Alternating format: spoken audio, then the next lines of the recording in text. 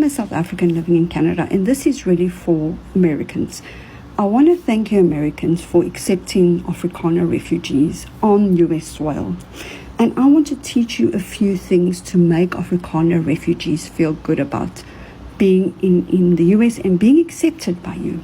First, let's start with basics, like a greeting. Whenever you come across a South African and you want to say, welcome to the US, you say, voetsak. Voetsak. Say after me, voetsak.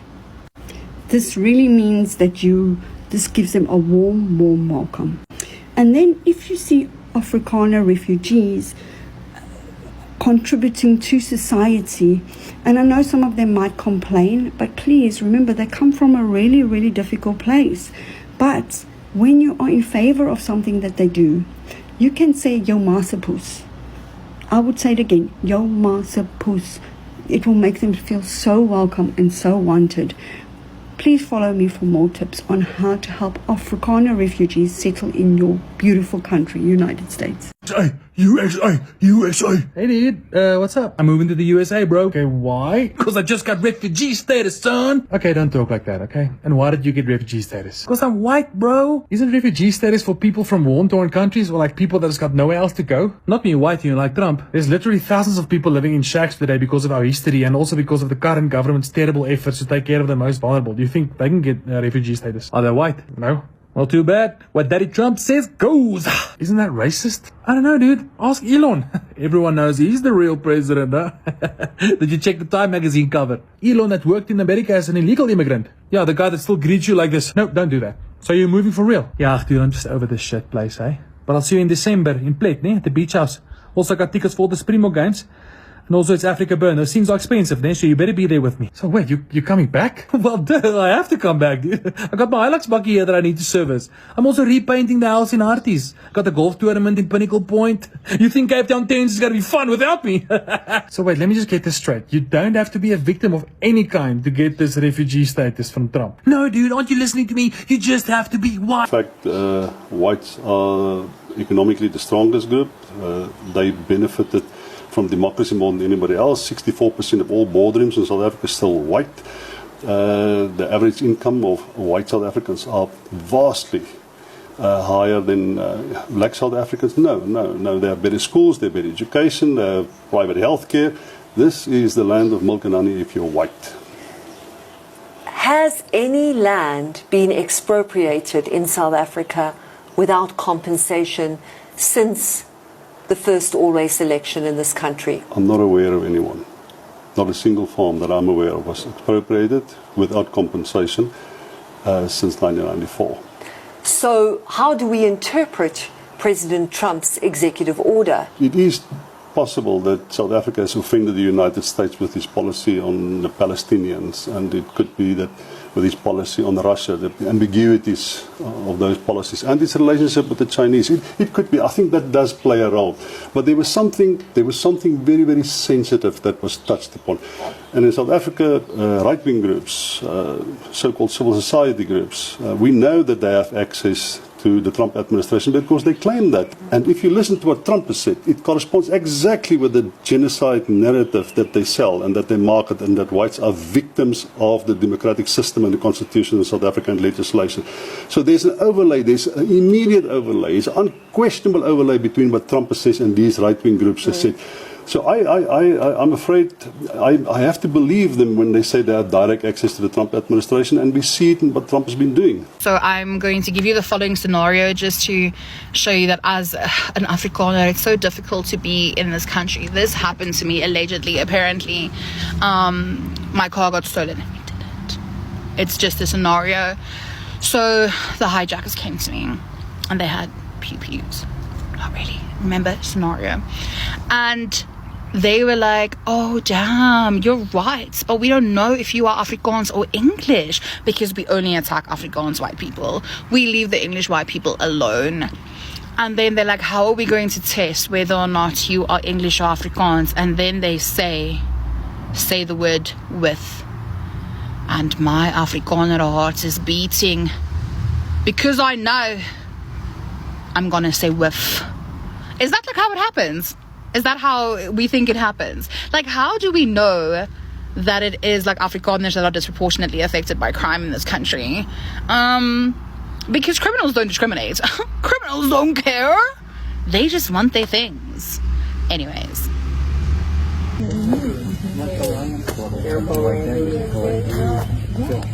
pledge allegiance to the flag of the United States of America, and to the republic which stands, one nation, under God, indivisible, with liberty and justice for all. This is not true. It's a lie. There is no genocide of white South Africans. And let me make this clear, for the benefit of those of you who are not South Africans. I'm a white South African, but I'm not an Afrikaner. I'm not a Boer, as people say. But even the Afrikaner people, the vast majority of Afrikaners don't want to leave this country. All Afrikaners and white people have a very good life in South Africa. We are doing fine. Thank you very much. We do not need to leave, and we do not need refugee status from Trump. So, why has Trump decided to grant refugee status to a group of Afrikaners? Well, he likes keeping in the media, but I think that it really has more to do with his friend Elon Musk, who, remember, is a former South African. He has not been granted a license to operate his Starlink internet here in South Africa, and he has probably done this whole thing to provoke the bear, to create some kind of acrimonious situation and forced the South African government to pay more attention to him. But let me just reiterate this. The group of South Africans who claim to be refugees from a white genocide, it's quite frankly an embarrassment. I'm in disbelief. The only thing that got to me, outside of everything that has happened with the media, the only thing that got to me in all of this is Latoya's lies.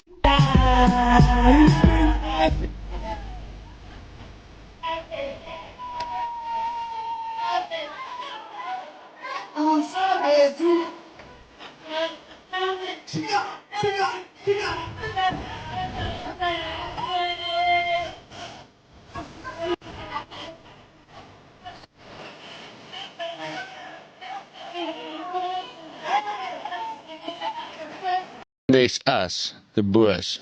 We don't take part in this, and we're not going to. And we're not going to go away. And we're the rightful owners of this land. Hold up. Wait a minute. Something ain't right. And we're the rightful owners of this land. It's a certain amount of people which wants to create a nation of unity. And then there's us, the Boers. We don't take part in this, and we're not going to. And we're not going to go away. And we're the rightful owners of this land. So,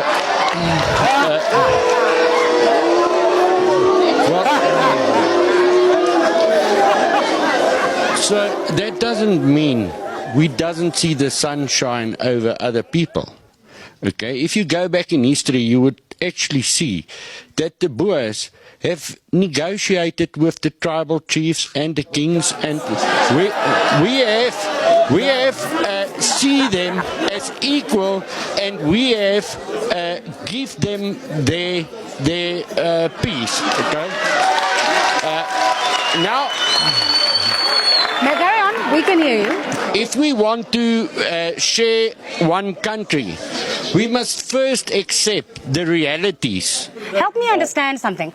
If we're going to live in the same country, but you don't want unity, how do we do it? We never wanted unity. No, I accept what you're saying. Okay. I accept that. That's what you said. What I'm saying is, then how do we live in one country? Oh, that's very easy, okay? We can live in this country happily if we have proper borders.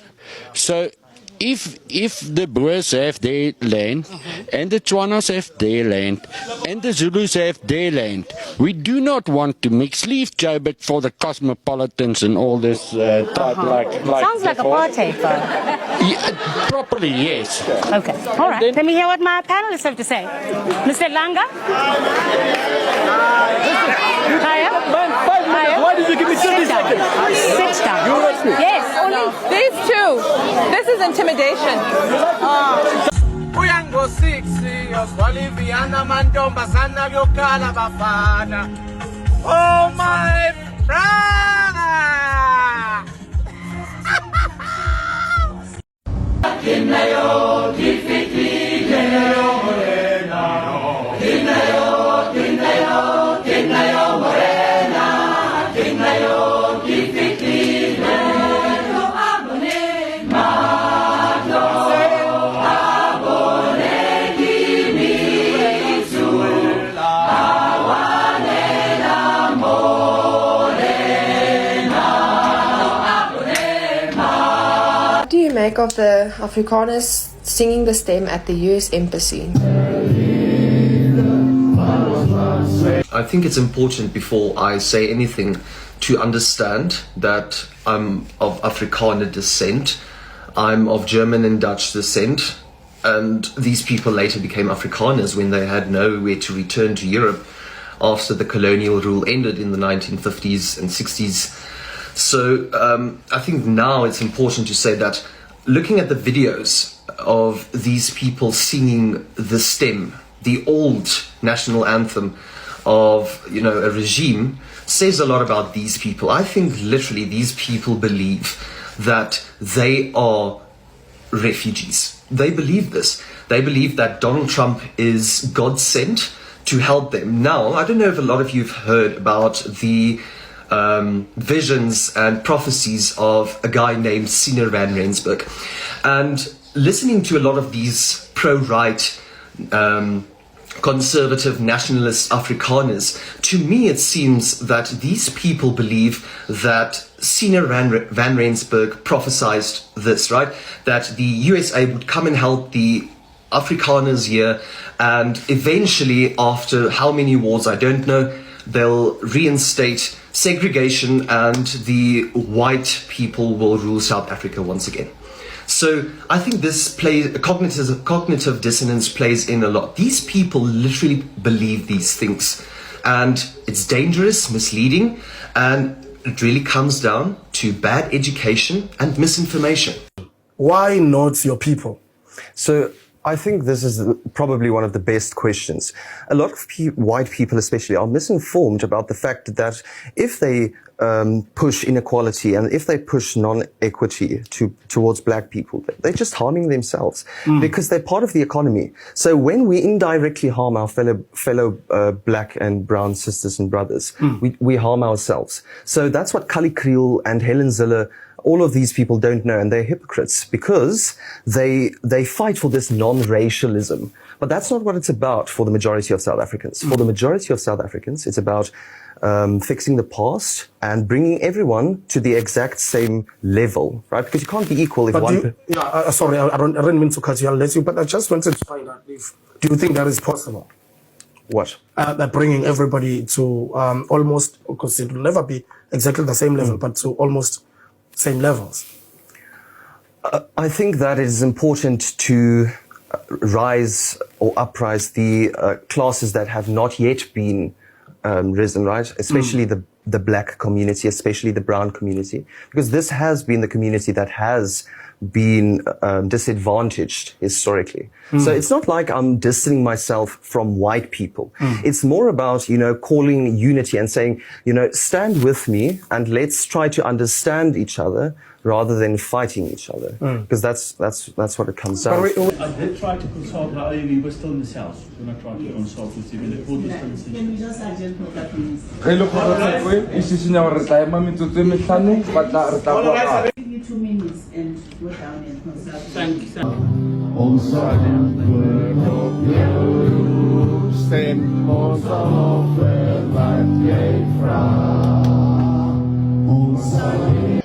I am not very fluent in English, Praat maar Afrikaans as jy wil. Nou my volk, kom sê jy nie so nie. Nee, weet jy wat gebeur hier? Goeiemiddag, ja, ek is 'n Suid-Afrikaner by bloed en ek sal altyd ene wees. Ek sal nie in 'n ander land kan bly nie. Yeah. You won't go and live in any other country. But what do you then make of this executive order, which has so much implications for South Africa? Well, all I can say is that Donald Trump must leave his things in America and we can stay in South Africa. So, yeah, dis ons land en ons wil hierso bly. What are you farming? I'm farming broiler chickens now and we're starting with pigs also. Yeah. So in other words, you are not going to take up this offer by the Americans for you to go and be a refugee in the United States? No, I'm not a refugee. Me, I come from South Africa. I'm indigenous from here. Yeah, I'll maybe go take a holiday there, but I won't go to stay there. Yes. He says that the government of South Africa is doing very bad things to you and your community. Is that the sentiment you have?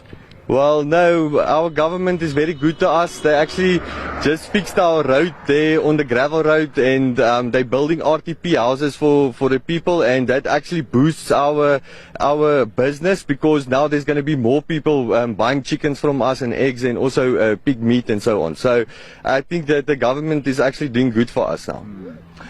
The organization AfriForum is taking the flag, with many South Africans blaming them. On the one hand, they are saying that they are fighting for the rights of the minorities, the Afrikaners in this country. Where do you stand on this whole issue, particularly where people are blaming AfriForum for this mess we find ourselves in? Well, I don't know about AfriForum because I don't know anything about him. So, yeah, I can't answer that. Sorry. Yeah, but generally, do you see any future for you and the Afrikaner community in this country? Yes, there's a very good and bright future for us. I've got my son. He's also, we are working hard for him for a future here. So I wouldn't see him growing up in another country. I don't think we would survive in another country. What then would be your message to people who, both South Africans and Americans, who are spreading this message that the government in South Africa is persecuting Afrikaners community? I think they should stop spreading lies and propaganda because it's all fake news. So yeah, they should stop spreading propaganda. There's crime in every country, so I mean we solve our own problems here. So yes, thank you. All right, where are you from? South Africa. Repeat after me. Water. Water. Ketchup. Tomato sauce. Trunk. Boots. Fries. Chips. It's crazy. Jersey. Jacket.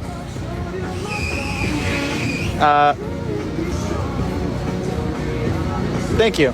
Definitely not. I would never try and go to America and seek asylum. I think, you know, in a way, if you're South African and you do that, I really do feel that you're a sellout.